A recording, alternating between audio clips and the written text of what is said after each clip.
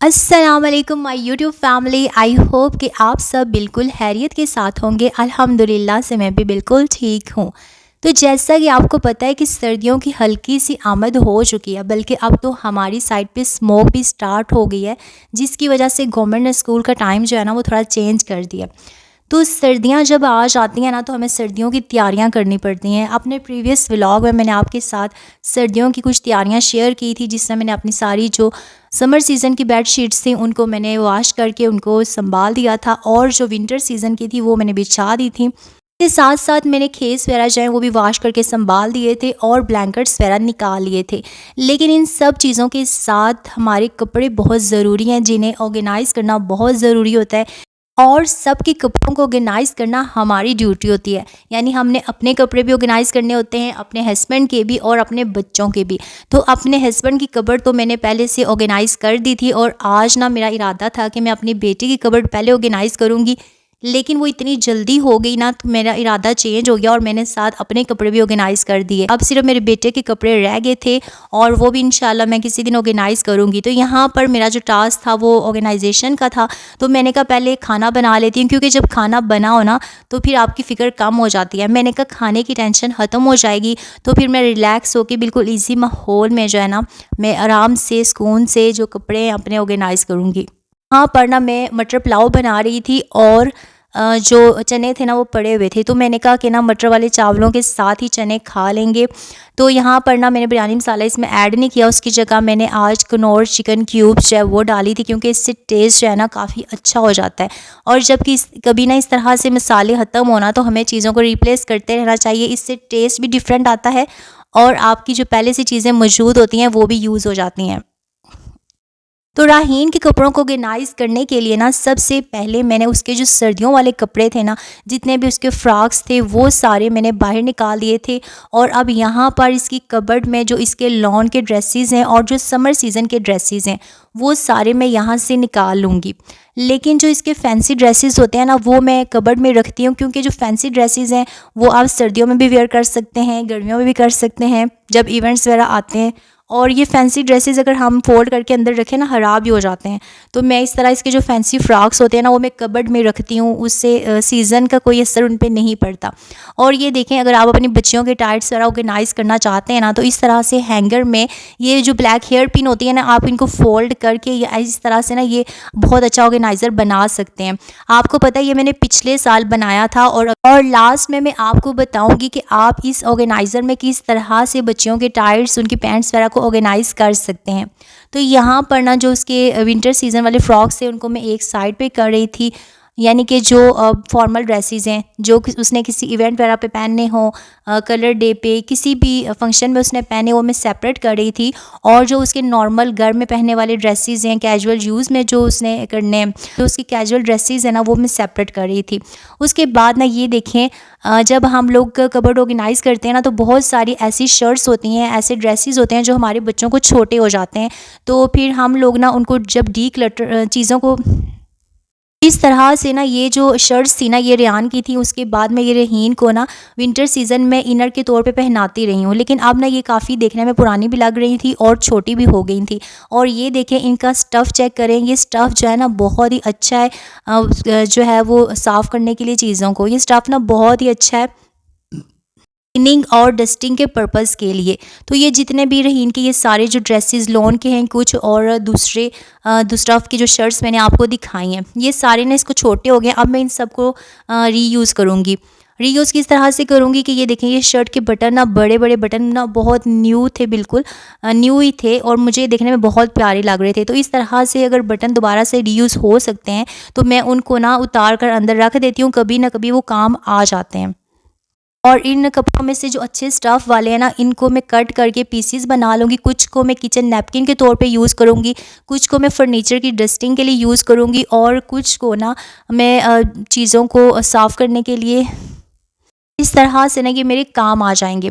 तो यहाँ पर मैंने रहीन की कबर्ड ऑर्गेनाइज़ कर दी थी। स्टार्ट में मैंने इसके जो लॉन्ग विंटर सीज़न के फ्रॉक थे वो मैंने रखे हैं, सेंटर में मैंने इसके फैंसी फ्रॉक्स रखे हैं और यहाँ पे फर्स्ट में मैंने इसकी कैजुअल जो यूज़ वाले ड्रेसेस हैं वो रखे हैं। तो मैंने इस तरतीब से इसकी कबर्ड को ऑर्गेनाइज़ कर दिया था। और नीचे ये देखें, ये रेयान के ड्रेसेस हैं जो कि मैंने आज ऑर्गेनाइज़ नहीं करने, क्योंकि बच्चों के ड्रेसेस ज़्यादा होते हैं और मेरा दिल कर रहा था कि मैं पहले अपनी कबर्ड को ऑर्गेनाइज़ कर दूँ।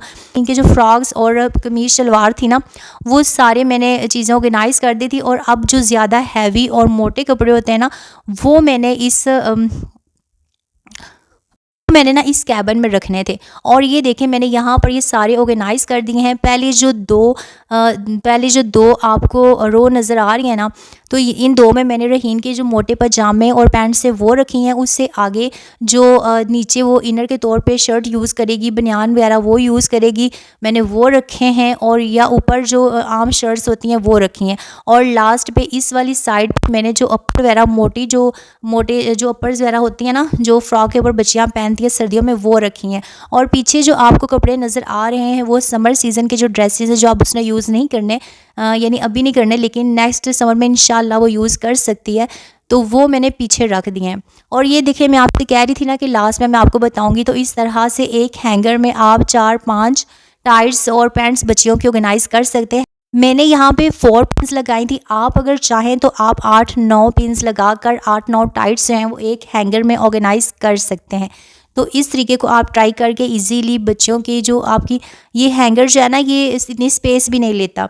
अच्छा, यहाँ पर रहीन के बाद अब मेरी बारी थी, मैंने अपनी कबर्ड ऑर्गेनाइज़ करनी थी। तो सबसे पहले मैंने अपने लोन के जो सारे ड्रेसेस थे वो मैंने निकालने थे। और इन ड्रेसेस में ना मैंने सबसे पहले जो मेरे फैंसी ड्रेसेस थे उनको मैंने सेपरेट कर दिया है, और जो मेरे कैजुअल ड्रेसेस हैं उनको मैंने सेपरेट कर दिया है। क्योंकि जो फैंसी ड्रेसेस हैं ना, उनको मैं चाह रही हूँ कि मैं पैक करके प्लास्टिक जो बैग्स होते हैं उनमें पैक करके फिर रखूँगी। आपको पता है इनके ऊपर एम्ब्रॉयडरी हुई होती है, तो वो सम टाइम जो है ना ख़राब ही हो जाती है। इससे पहले मैं ऐसे ही करती थी, लेकिन फिर अगर आप कपड़ों को पैक करके रखते हैं ना, तो वो ज़्यादा सेव रहते हैं। यहाँ पे देखें, इस तरह के जो हमारे पास जब हम न्यू ड्रेसेस लेते हैं ना, तो हमारे पास इस तरह के उन्हें हमें प्लास्टिक बैग्स दे देते हैं। और मैं ये प्लास्टिक बैग जो है संभाल के रख देती हूँ। और अब देखें, मैं उनको इस पर्पज़ के लिए यूज़ करने लगी हूँ। ये ना अब बहुत ही कन्वीनियंट रहते हैं। इसमें आप इजीली कपड़ों को डाल सकते हैं, और दूसरा ये कि इसमें कपड़े सेव भी रहते हैं। तो यहाँ पर मेरे जितने भी लॉन के फैंसी ड्रेसेस थे उनको मैंने प्लास्टिक बैग्स में अच्छी तरह से पैक कर दिया था। और इसके साथ राइट साइड पे मेरे लॉन के सारे कैजुअल ड्रेसेस थे जो मैंने इसी तरह से रखे थे, क्योंकि अगर मैं इन सब को भी पैक कर देती तो ना वो बहुत जगह ले लेने थे। और मैंने ना ये सारे जो मेरे समर सीज़न के ड्रेसेस हैं ये मैंने कबर्ड में नहीं रखने, बल्कि जो मेरी शादी में मुझे जहेज़ में सेफ़ मिली थी ना, मैं उसमें रखूँगी, क्योंकि ज़ाहिर है अब उसको भी तो यूज़ करना है ना। यहाँ पर ना सारे हैंगर्स जो है वो बिल्कुल फ्री हो चुके थे। अब मैंने सेव से अपनी सर्दियों वाले सारे ड्रेसेस निकालने हैं और उनको हैंगर में डालना है।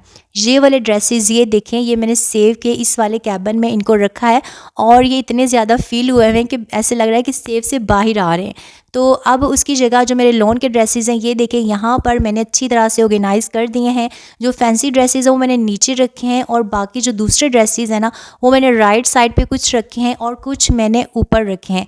और ये देखें, पहले बिल्कुल ये कैबिन फिल हुआ था, लेकिन अब मैंने इनको इस तरह से ऑर्गेनाइज़ किया है कि आगे जो स्पेस है ना काफ़ी बच गई है। तो मैंने सोचा कि ये स्पेस बच गई, और वैसे भी अब मैंने कौन सा ये जो ड्रेसेस है मैंने यूज़ करने हैं जो मुझे यहाँ से निकालने पड़ेंगे, तो मैंने कहा मैं ना इस स्पेस को जो है ना यूटिलाइज़ कर लेती हूँ। तो यहाँ पर वो चीज़ें मेरी कुछ कॉस्मेटिक की चीज़ें जो मैंने नीचे रखी हुई थी, तो वो मुझे प्रॉब्लम ये होती थी कि जब मैं सेफ का डोर ओपन करती तो कोई काम मैं कर रही होती ना, तो मेरे बच्चे जब देखते कि डोर ओपन है तो फ़ौरन से कभी वो क्रीम पकड़ लेते, कभी शैम्पू पकड़ लेते। और आपको पता है कि जब कोई चीज़ बच्चों के हाथ लग जाती है ना, या तो फिर वेस्ट होती है, तो या फिर बच्चे ना उसको ख़राब कर देते हैं। तो मैंने सोचा कि मैं इस ऊंची हुई जगह पे यहाँ पे स्पेस यूज़ भी हो जाएगी, तो यहाँ पर ना मैं अपनी चीज़ें ऑर्गेनाइज़ कर देती हूँ ताकि ये बच्चों की पहुँच से भी दूर रहें। और मैं सेफ़ ओपन करके कोई चीज़ निकाल रही हो ना, तो फिर मुझे भी बच्चों का डर ना रहे, क्योंकि इस सेफ के यहाँ पर जो डोर है वहाँ पर मैंने अपने सारे जो समर सीज़न के स्टॉलर्स हैं ना वो अरेंज करके रखे हुए हैं। और फिर मैं डेली स्कूल में जब स्टॉलर रख के जाती हूँ मुझे डेली सेफ ओपन करनी पड़ती है। तो यहाँ पर मैंने अपने विंटर सीज़न के सारे जो ड्रेसेस थे वो हैंगर्स में डालकर रख दिए थे। जस्ट मैंने इनको हैंग किया है, अभी मैंने इनको आयरन नहीं किया। और वैसे भी ना मैं एकदम सारे ड्रेसेस को आयरन नहीं करती, बहुत मेहनत वाला काम होता है। और दूसरा ये कि टाइम भी इतना नहीं होता, तो जब मैंने ड्रेसेस पहनने होते हैं मैं तभी करती हूँ। और आपको बताऊँ कि मोस्टली मैं अपने जो वो समर सीज़न के ड्रेसेस होते हैं बिल्कुल आयरन नहीं करती, क्योंकि जब कपड़े ड्राई होते हैं ना मैं उनको फ़ौरन उसी तरह से नीचे लाती हूँ और हैंग करके रख देती हूँ, तो उनको ना इतना आयरन करने की ज़रूरत ही नहीं होती। अच्छा, मैं सोच रही थी कि हम जब कपड़े ऑर्गेनाइज़ करते हैं ना तो हम देखते हैं कि हमारे पास तो बहुत कपड़े हैं, लेकिन जब हमने किसी इवेंट पर जाना होता है तो हम कहते हैं हमारे पास कपड़े ही नहीं है। हमें टेंशन होना शुरू हो जाती है कि हम कौन सा ड्रेस पहन कर जाएं। होता है ना ऐसे। मेरी कौन कौन सी सिस्टर्स मेरी इस बात से एग्री करती हैं, कमेंट्स में लाजमी बताइएगा। यहाँ पर ना मुझे बहुत खुशी और सुकून और ज़हनी इत्मीनान महसूस हो रहा था, क्योंकि एक बहुत बड़ा टारगेट मैंने अचीव कर लिया था। मुझे ऐसे लग रहा था बहुत टाइम लगेगा, लेकिन अल्हम्दुलिल्लाह से मैंने रहीन की और अपनी दोनों कबर्ड ऑर्गेनाइज़ कर ली थी, हस्बैंड की भी कर लिया, बस मेरे बेटे की रह गई है। और अब यहाँ पर ना आराम से मैं खाना खा रही हूँ। मिलते हैं नेक्स्ट वीडियो में, अपना बहुत ख्याल रखिएगा। अल्लाह हाफिज़।